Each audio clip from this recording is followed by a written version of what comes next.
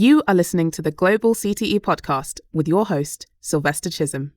Welcome, my friend, to another episode of the Global CTE podcast. I am your host, Sylvester Chisom. This is the place where we like to wrap a blanket of goodwill around our career tech education community, where we highlight the best, the brightest, the innovators, the movers, the shakers, the industry professionals who are really doing the work and preparing our students for the next generation of success. Okay, today's no different. I have my good friend, Miss KJ Haywood here. Now, let me tell you about KJ. All right, Miss Haywood boasts over 25 years of multifaceted experience spanning human resources, contract management, government program audit, and cybersecurity across diverse industries. Currently, she imparts her expertise as a professor for Collin College's cybersecurity program in Frisco, Texas. She has pioneered several management and security consulting initiatives, including her own firm, Nomad Cyber Concepts, LLC. They cater to a national clientele. In addition to her professional engagement, Ms. Haywood has dedicated decades to active participation in various civic, humanitarian, and technology organizations. With that said, she currently holds the esteemed title of president at the ISC2 Dallas-Fort Worth chapter. Ms. Haywood, welcome to the show. Thank you. Thank you, Sylvester. It is great to be here. Thank you so much. Yeah, no, I'm seriously excited about this conversation with you as an industry professional, someone who's running her own cyber firm, as well as an educator, like being at that intersection of knowing what's happening on the front lines in cyber and also sharing that as an educator. I think we should have a great conversation that could be valuable to our learning community. But before we go too far, like how do you get here? Like, what's the origin story? Well, I was working in human resources when I began my career path that led me here. I was looking for employment. I was living in Arizona, and I stumbled upon, I was actually just taking an exam for HRIS, which is the Human Resources Institute. It's an organization for people in human resources. And so I had an opportunity to take that exam, and I failed. So I'm letting students know everything lines up sometimes exactly the way it's supposed to line up for you. So the positive side of that failure is that I took myself out to get a pedicure and ran into a vice president of a technology. He was vice president of their technology team. And he handed me his card and he says, "Hey, I'm looking for someone to join my team." I was like, "No, I'm doing HR. I'm going to stick with HR." The gentleman said, "Hey, I want you to check this out and at least give it an opportunity." So I had a call with him literally that weekend. And we discussed, he went over my resume, took the resume, and this is what I admire. He took the resume, reviewed it thoroughly as a VP hiring manager, and said, "I looked at your resume and I identified areas where I believe you have strong technical acumen, technical skill set. And you've also ran your own business. So I'm really interested now for you to apply for a governance, risk, and compliance, security governance, risk, and compliance position in my company, rather than submitting your resume to human resources, because I see some skill sets that I think would be beneficial to our team." And that took a whole nother level. Moving forward, of course, I accepted the position. And since I've been in cybersecurity for close to, I think, 11 years now, specifically cybersecurity. And yeah, my previous business that I built was specifically a applications organization that was focused on implementing software designs and helping organizations once they've done an implementation. So I didn't realize myself that I had any type of technical experience, and I never saw that for myself. So I hope that story can kind of resonate for some of you out there now, and those young people who are out there now, that just because you start in one path doesn't mean you're going to end up there. So that's so true. And it's fun. That's part of the reason why I like to ask that origin story question. I really ask it to almost all the guests because it's so interesting to see we evolve, right? Like in one job may lead to the next one, or you take those skills that you had from something else. Like you said, you weren't even thinking about that, but someone else was reading your resume through the lens that, you know what, this is what we need as a cyber professional. Talk to me about so in 11 years, technology's moving so fast. What have you seen change in like the industry from cybersecurity in the cybersecurity industry over these last 11 years? Well, let's start with the positive. The Okay. positive is I've seen a lot more women enter the Mm, workforce that are not necessarily um, from the any form of military branches of government. And when I started, the majority of the women that worked in any area of security or cybersecurity were women who were from that domain. They were former veterans who had matriculated into the private sector workforce. So that's what I saw a lot of when I started. What I'm seeing now are women who are moving into cybersecurity from other areas, like myself, like human resources, or they're moving, or they have a degree in engineering or technology in some area, and now they were coding or they were programmers, and now they're moving over into cybersecurity. So I am super excited about seeing that grow. mm, We still are lacking, but I at least have seen a substantial growth over the last 10 years of more mm, women coming into this industry. mm. So Now, the negative side, okay, yeah, the unfortunately, negative side. Okay. Sylvester, is that people of color, we still do not have, not even close to the number of people Mhm, of color in cybersecurity, particular African American women and men in mhm, cybersecurity. We're still a unicorn in many organizations. We're still the only one at the table or in the room or on teams. So it would be, I mean, this is why we're having this conversation, right? To talk about what do we need to do as industry leaders? What do we need to do as community leaders to mhm, change that dynamic? And what do we do to support young people and others that have a degree, maybe in a specific area, and now they're interested in moving? And most of my mentees are women and men of color that have worked in a specific industry, and now mhm. they're interested in taking courses and transitioning their career into cybersecurity. So there are some pivots going on right now in the industry with people of color, but they're already adults, right? They've been working in industry. It's the young people that we need desperately in this industry that we're still lacking.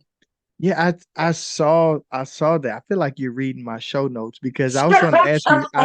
I saw that the organization that you're the president of for the Dallas chapter, the ISC2, um, or their multicultural cybersecurity workforce report said only 26% of cybersecurity professionals are ethnic and racial minorities.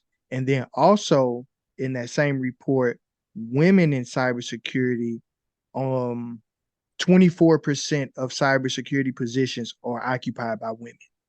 So we do have definitely some opportunities for growth in that space. Any thoughts on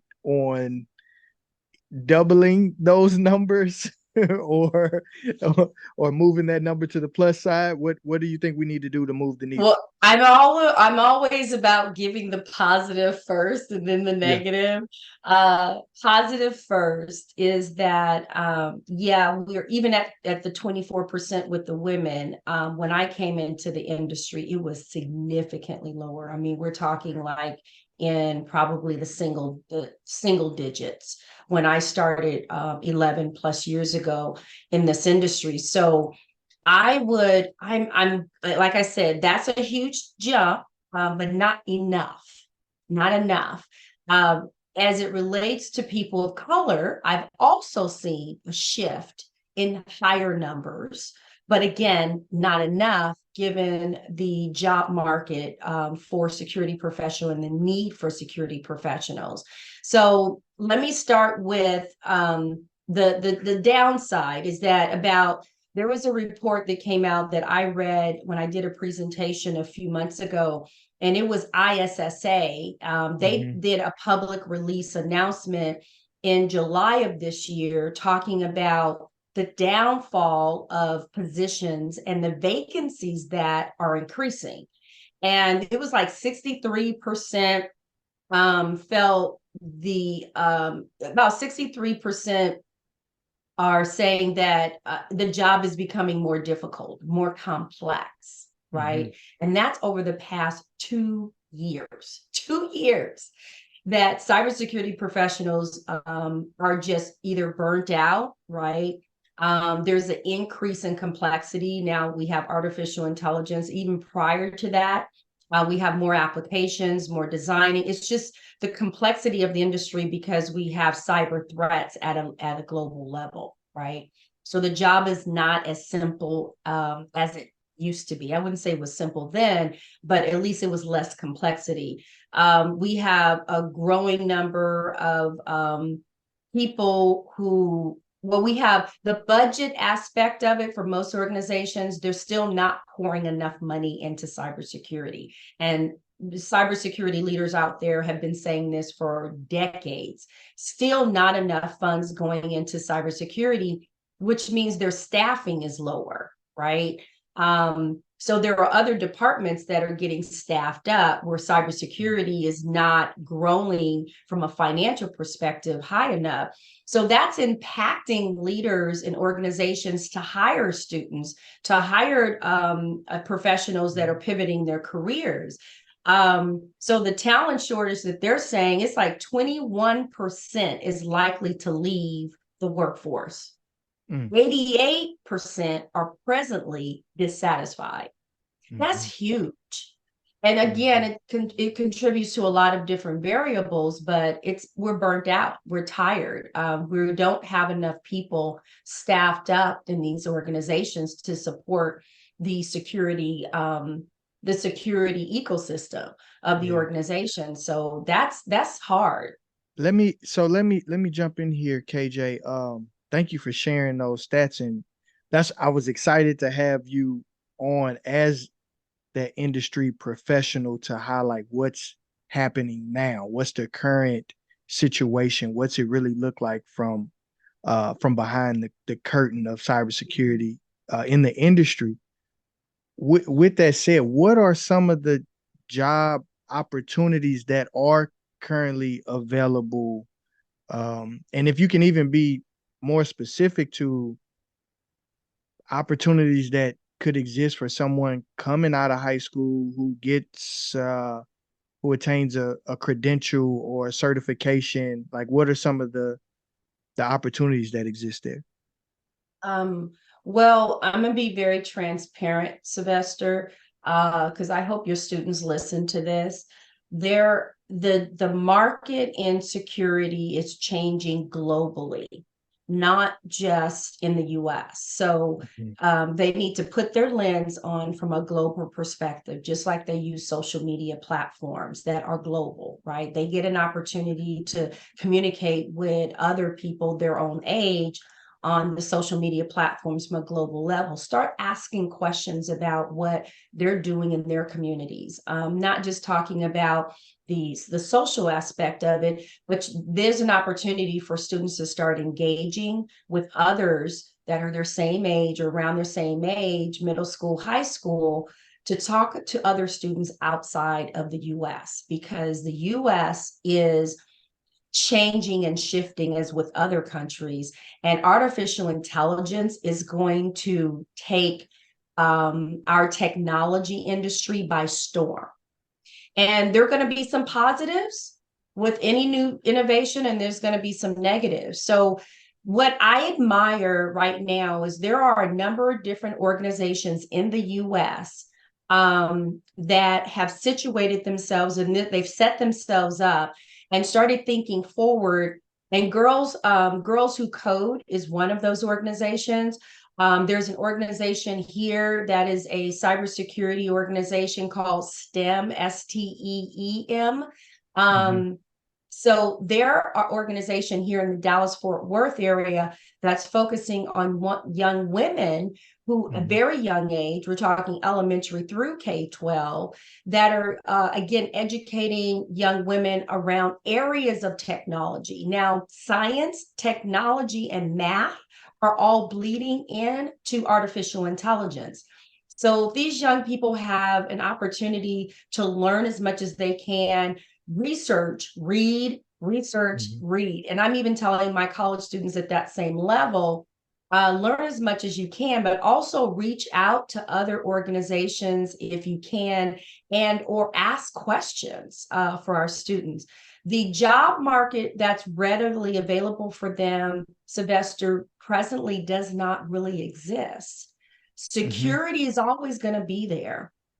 So if they're taking college courses, if they're interning, they'll eventually identify what areas that are strengths for them, right? But I can't even speak to what the job market is going to be, I kid you not, in 24 months.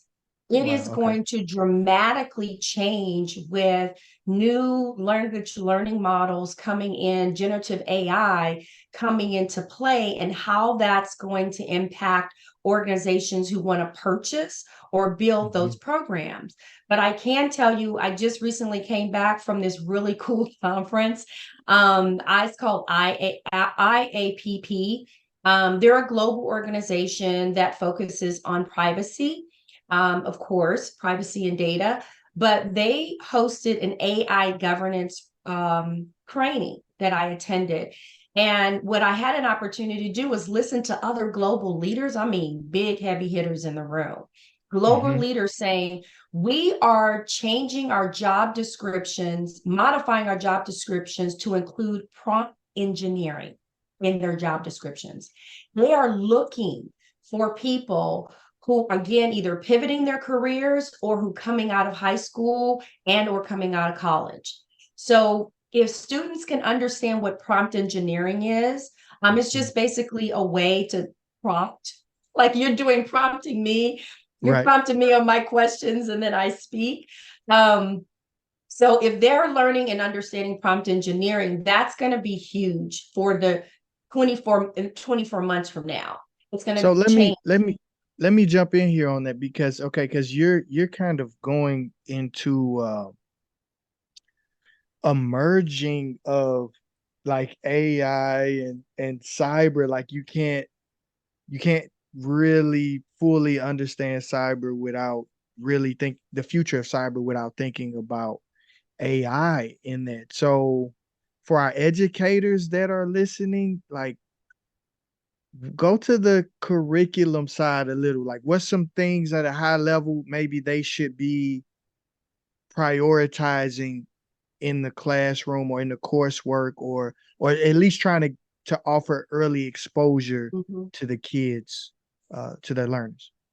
What I've recommended that it's worked for my colleagues is learn as much as they can now, because we're all new, including security professionals. We're all new to generative AI. because it was just launched only a couple of years ago. So we're still all learning in security. So what I would recommend for all of my colleagues out there that are either at the K-12 level, at the collegiate level, is to get your hands on as much information as you can about large language models. What do they do? How can I segue and talk to my students about maybe becoming a coder, a developer, a pattern recognition person, a person who's going to ingest that code and create that code into those large language models? So there are job markets. There's a job market out there right now for them. But it's going to expand just like cybersecurity expanded, right? I wouldn't be working in governance, risk, and compliance if the job market had security hadn't bled over into privacy data and then security of, governance of security. So my job did not exist, 20 years ago. And it's going to be the same with other students. So my colleagues, I would definitely recommend that we all continue to educate ourselves so that we can, share that knowledge and that information and the resources to our students that are saying, hey, this is what they're saying in the job market, because it's going to change, it's going to shift. What we're talking about today may change in 6 months. So the positions of prompt engineering isn't going to change, but there might be some other opportunities. So I would definitely have our educators not be afraid of the new technology of generative AI, but embrace it like you did with your smartwatch, right? Embrace it like you did with your cell phone and the apps that are on your cell phone. It took us a while to get used to that. But this is going to be no difference in reference to innovation and being creative of how you teach your students around generative AI tools. I have my students use it because I want them to get their hands on it so they can understand it. And I want them to be educated enough so that they are feeling comfortable with it and not afraid of it. So I want to give props. Collin College has an opportunity they're giving us as professors to do this. Now, not all colleges are doing this, Sylvester, and I really wish they were. They wouldn't roadblock. I know they're still trying to figure out the fraud and, students submitting, reports that are not, their own work. But I think it's important, for us all to do that. Yeah, and I think that's wonderful. Thank you for lifting that up. That what's happening at Collin College, and what the work you're leading as a professor and your team and the department and the forward thinking people who are saying like, no, let's make sure we're preparing people from our community with these opportunities. And especially I'm always grateful for the community colleges who are mindful of these are the current opportunities today and the future ones tomorrow. Let's offer this stuff so that people can move into jobs and careers. And I like how you said prompt engineering, like you're hearing these conversations on the front end. I've seen from ZipRecruiter an article saying the average, what did it say? The average salary was like 58,000 or something for a prompt engineer. But then I've seen up to 300K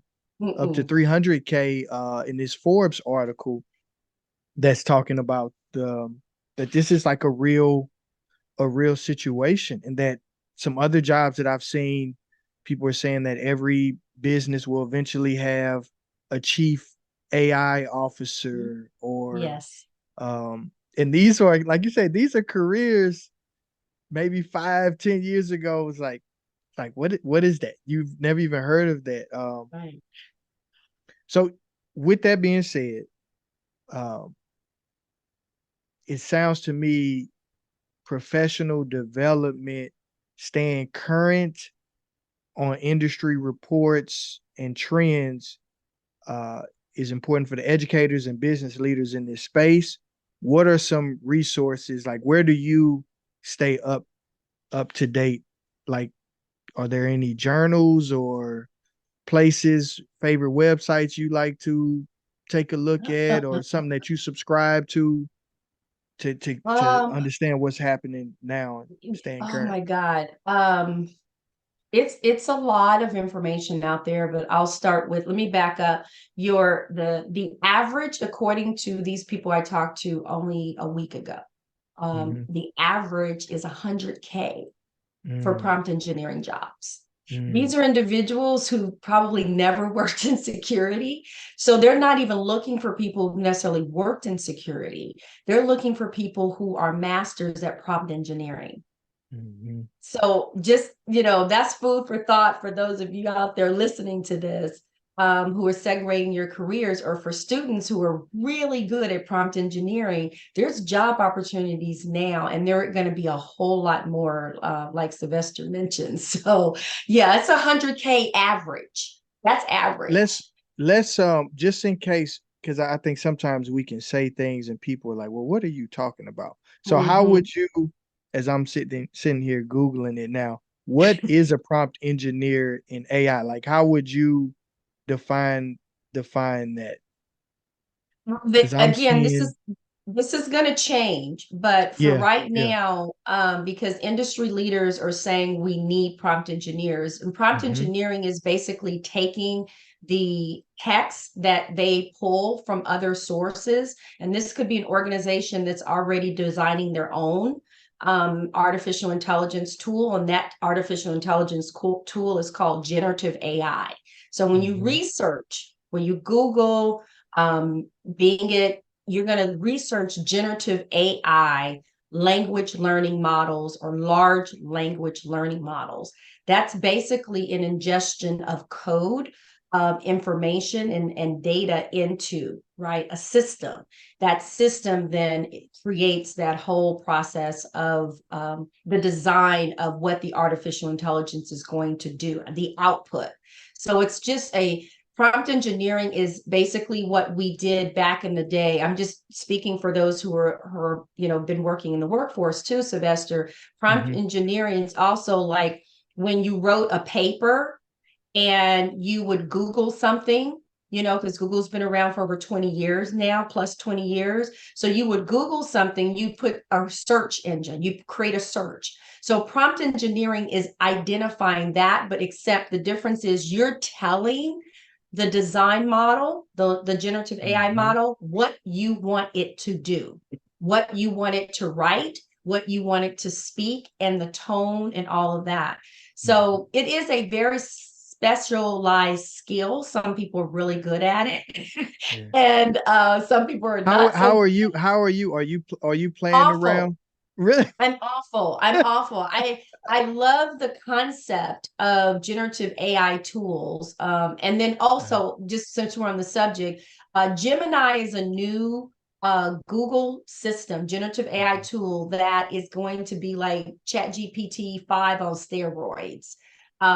Gemini is coming out, and its platform, I won't get too technical, but its platform is more robust. So it Mhm. offers, you are able to prompt it for videos, what we're doing now, and edit your own videos. You're able to prompt it for text messaging, for voiceover.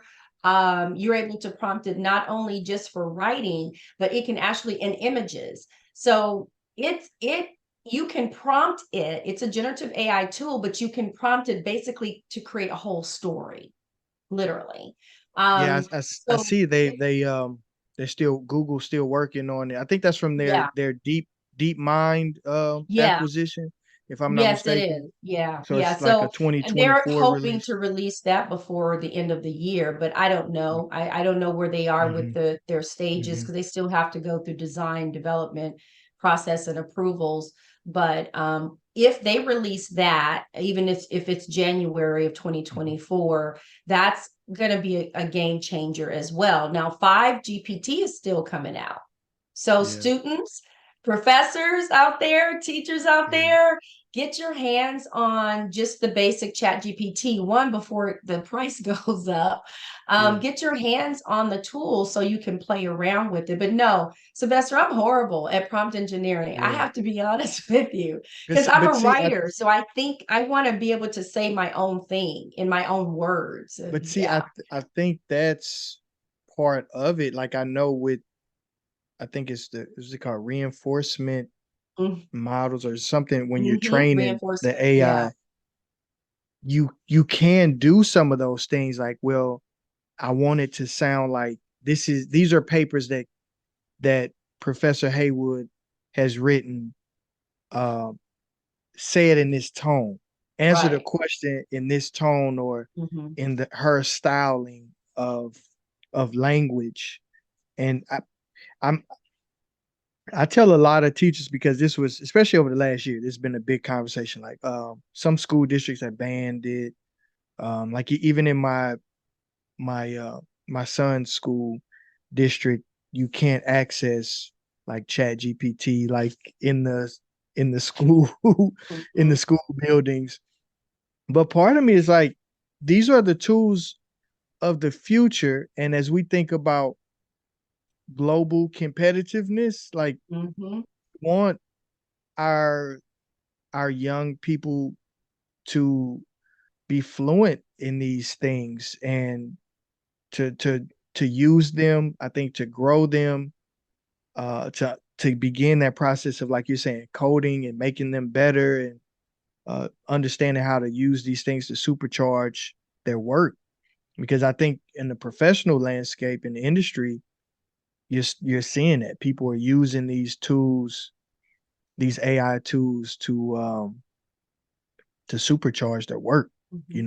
to do more, to Hmm. get more done. You see people cutting staff, but Hmm. if you want to stay to be one of the people who they keep, it's probably a good Right. idea to understand how to use this technology. Yeah, I can say for the people that I know who are using this, they work Hmm. in customer care, Hmm. they work in finance, they Hmm. work in technology, and they work in healthcare. Of the Hmm. professionals that I know presently who are using it to help, increase their workflow and or manage their workflow a lot Hmm. easier. They're able to produce a quality project by getting using it as a tool. And everyone's saying this in AI. Everyone is saying this in AI. It's a tool. It's just Hmm. a tool. Just like your smartwatch. No different. Your smartwatch has a whole lot of data on you. Hmm.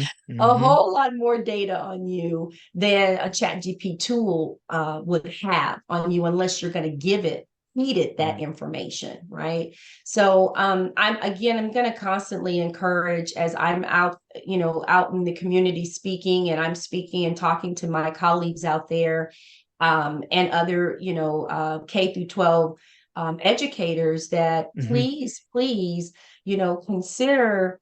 I understand that they're dealing with plagiarism issues Hmm. and trustworthiness, right? Hmm. Of our students.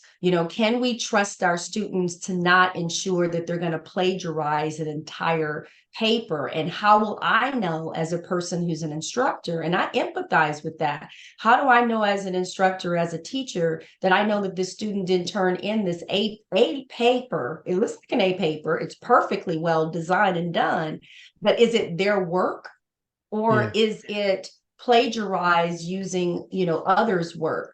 Well, the Mm-hmm. uniqueness about chat gpt, and this is about learning, right, Sylvester? If we educate our educators around what the actual generative AI tool is, then they'll understand, yeah, it can write a paper, but you have to ingest information in it in order to do that. Now, can a student plagiarize and take an entire text of a book and start typing it in?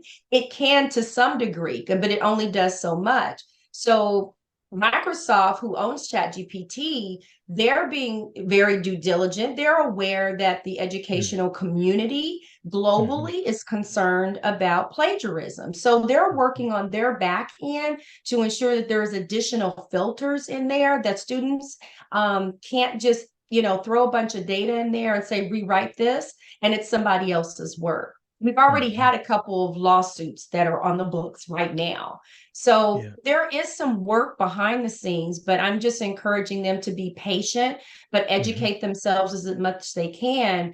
And then those who are at the board level, who are at the city council level, who are at the state level across the country, I just encourage you, until we have some true regulations and guardrails around protecting other people's work around, generative AI tools, I think it's still important, like you said, Sylvester, for us to continue to learn as much as we can about it, and then educate our students on it. Yeah, definitely, definitely. I I appreciate how this conversation has gone through the lens of cybersecurity and AI, because they're so deeply connected. I do want to ask you some questions about the course. One of the courses that you're teaching is emerging effects of cybersecurity on the human element. Is that correct? It is cyber psychology, and I love it. I love this course. Talk. There is an institute. I want to give shout out to Okay. Capital University in Washington, D.C. I think it's in Maryland, Washington, D.C. area. They have a cyber psychology master's and PhD program. So big kudos to them, thinking forward about where is technology going in the future, right? And so integrating the concepts of the human element into cybersecurity is a no-brainer. For 90% of us out there that have been working in security, they go hand in hand, right? I mean, they all use zero trust is about user privileges. So zero trust, a lot of people have heard of that term. That's about user trust, right? Trustworthiness, getting kind of understanding the human element of your culture, understanding the human element of your educational culture, and your community programs. Who are your audiences? How are they going to use the technology? What is their thought process around it? Are they looking to be a white hat hacker or a black hat hacker? So we want to educate ourselves around that, but cyber psychology is just to kind of cover the human emotional aspects that we carry, our implicit and explicit biases around how we use technology, how we develop technology, how we code, systems, how we program them. So it encompasses all of it. So that's why I love this course, because there's so many universities out there that are not even teaching it yet, but they've got their lens on it. They're like, oh, wait a minute, we need to start developing a program like this. So I do encourage, educators out there who've heard of cyber psychology. If you've not, definitely research it, because if this institute is offering a master's and a PhD, those are the individuals that are working with Google. They're working with Microsoft on their teams right now to help them in their development process of any generative AI tools that they're developing. So, wow, that's thank you for sharing that. That's some deep insight there. Those who are listening, who have cyber courses in their school systems, what are some elements that they should think about adding from cyber psychology? If you were saying there's some things that they should lift up. I would say implicit and explicit biases. Some high schools and colleges offer psychology or some form of psychology in the course curriculum.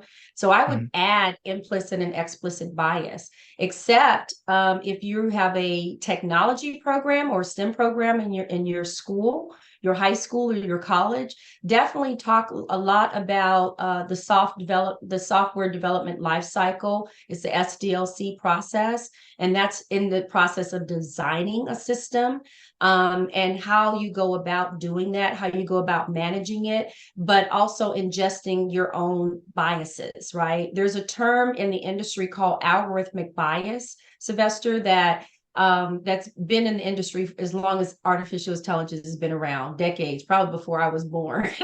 So That's a true concept. So I would suggest that emotional intelligence, we talk about emotional intelligence. We do that even before AI, hit the scene. We definitely I would incorporate emotional intelligence because that's the human aspect. Who am I? What do I, think about a particular situation? How do I handle myself in an emergency? How do I handle myself if someone, responds to me a certain way? That's all technology. That's all bleeded into technology. How you manage a situation in a crisis, because you can make a huge mistake, right?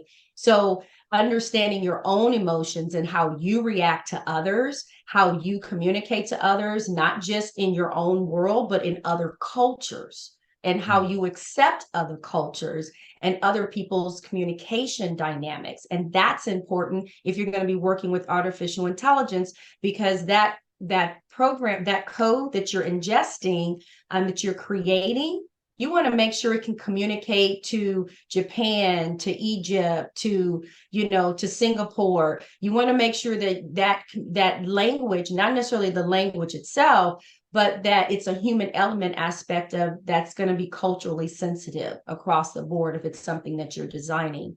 So I would talk about, those are just the high level ones that I would definitely recommend. Wow. And just for emphasis, I'm seeing some very high paying jobs out here for for cybersecurity psychologists.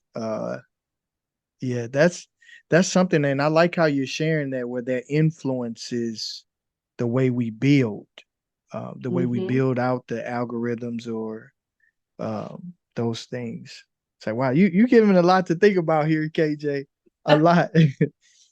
I knew this would be a great conversation, and thank you for sharing so many deep insights on cybersecurity to AI, teaching best practices, what's happening in the job market, the diversity piece. You really shared a lot, and thank you for sharing that with our community. If someone wants to reach out to you to bring you in for a professional development training or speaking opportunity or something like that, how should they connect with you? Well, at the end of our presentation, they'll have a location for me to, you guys will have an opportunity to see how to reach me directly. My website is nomadcyberconcepts.com. And you can hit me up through the website, and I'll be happy to set up some consultation time for anyone who's interested in doing that. And if they're interested in developing a program, an educational program, definitely reach out to me through my Collin College information as well. So you'll see that when we close out our session today. But I just want to say, Sylvester, thank you for the opportunity. This was fun and engaging, and I'm super excited, to hear back from some of your audience. And if there's any way I can help anyone, please don't hesitate to reach out to me. For sure. Thank you so much. Well, you heard it here. KJ dropping jewels on cyber and AI and the future of education and how we can prepare our students for success. If you enjoyed this episode, don't be selfish. Share with a friend, a colleague, or a coworker. And until the next episode, remember, you don't have to be great to get started, but you have to get started to be great. Peace. Thank you for listening to the Global CTE podcast. Be sure to like and subscribe to be the first to know about future episodes.